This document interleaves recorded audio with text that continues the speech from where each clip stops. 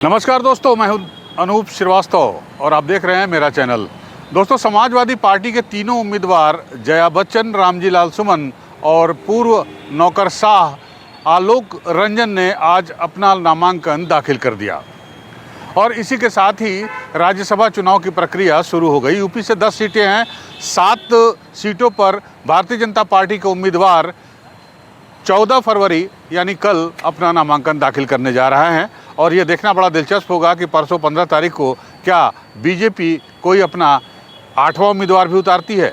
अगर ऐसा होता है तो ये चुनाव दिलचस्प हो जाएगा। बहरहाल हम बात करते हैं समाजवादी पार्टी के प्रत्याशियों में से जो सबसे करीब चौंकाने वाला नाम था वो था आलोक रंजन साहब का। आलोक रंजन साहब वरिष्ठ नौकरशाह हैं।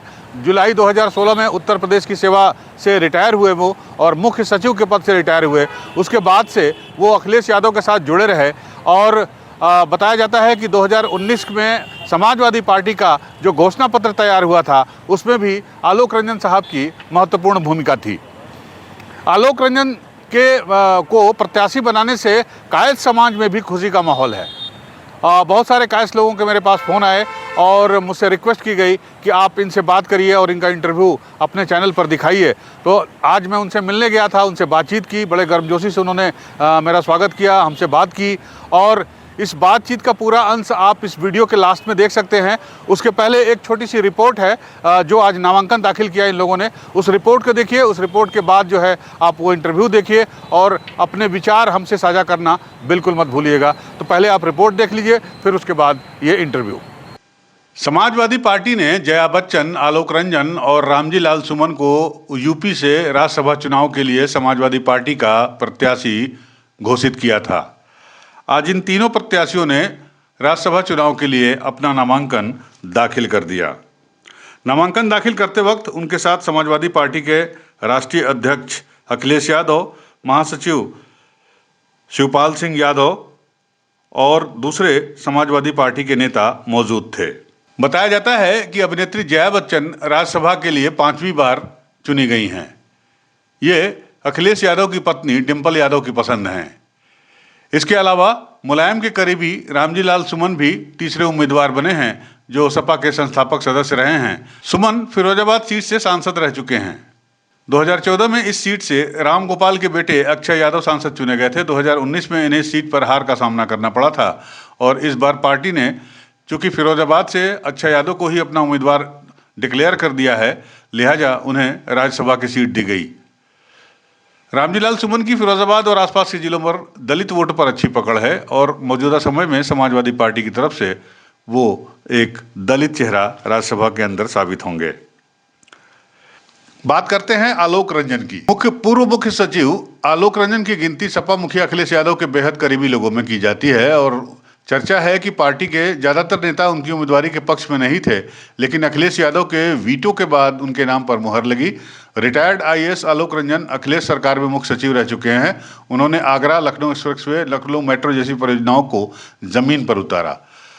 रिटायर होने के बाद से आलोक सपा से जुड़ गए थे। 2022 में समाजवादी पार्टी ने जो मैनिफेस्टो यानी घोषणा पत्र तैयार किया था उसमें भी आलोक रंजन की अहम भूमिका थी। पार्टी की तरफ से आयोजित होने वाले ट्रेनिंग कैंप और कैडर कैंप का भी कामकाज वही देखते हैं। है कि हमारे साथ आलोक रंजन जी हमारे साथ मौजूद हैं। आलोक रंजन जी, बहुत बहुत स्वागत है आपका। बहुत बहुत धन्यवाद। आलोक रंजन जी, क्या आपको उम्मीद थी आज से 4 दिन पहले, 5 दिन पहले कि आप राज्यसभा जा रहे हैं? नहीं, मुझे ऐसी कोई उम्मीद नहीं थी। तो मुझे बस 1-2 दिन पहले ही राष्ट्रीय अध्यक्ष अखिलेश यादव जी ने इसका संकेत दिया और फिर उसको उन्होंने फाइनल किया। तो मैं धन्यवाद देता हूं उनका कि उन्होंने मुझे इसके लायक समझा और राज्यसभा के लिए नामित किया। मुझको ये अवसर मिला कि मैं राज्यसभा में जाकर प्रदेश में की बात, देश की बात को रख सकूं। समाजवादी पार्टी के जो फिलॉसफी है, जो थिंकिंग है, जो सोच है राष्ट्रीय अध्यक्ष की और समाजवादी पार्टी की, उसको रख सकूं। तो बहुत अच्छा अवसर मुझे मिला है।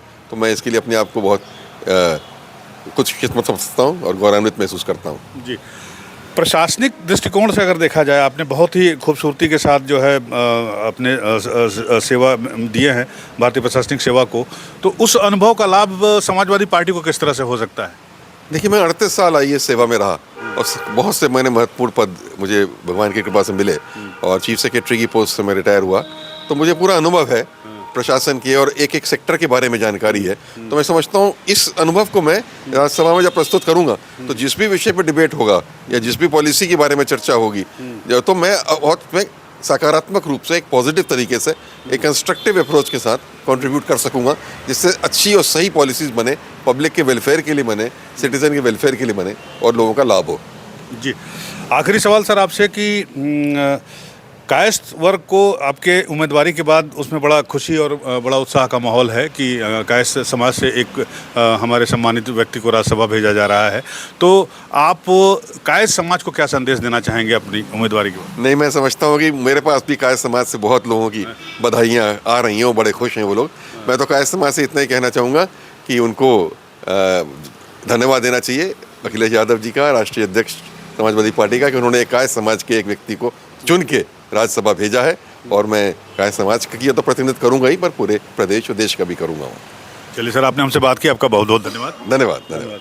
तो ये थे आलोक रंजन साहब, जिनका ये कहना है कि अपने पूरे अनुभवों का निचोड़ वो राज्यसभा में या संसद में दिखाएंगे और समाजवादी पार्टी की जो सोच है, जो विचारधारा है, उसको आगे बढ़ाएंगे।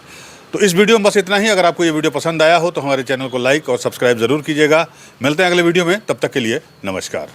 यूपी न्यूज़ 9 के लिए लखनऊ से ब्यूरो रिपोर्ट।